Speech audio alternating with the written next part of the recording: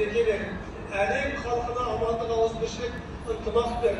Алла Тағала біздің егеменді елімізді қуатты болуын, экономикасы дамыған, мәдениеті дамыған, ғылым ордасы болуға Алла Тағала өзін нәсіп ете бер. Жаратушы Алла Тағала халқымызға білім бер, білімге амал ету нәсіп ет.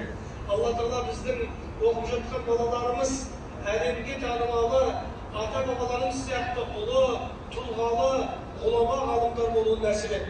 Елдің бірлігін, тыныштығын нәсіп ет.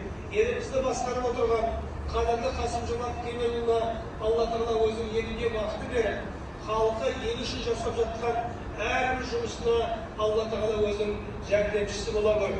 Алла Тағала барлық халқымыздың дұға тілегін осы түрдегі қабыл ет, әлемге тыныштық бер, халыққа әлемнің ауызбіршілік, ынтымақ, бірлік нәсіп ет. Амин. Аллаху акбар.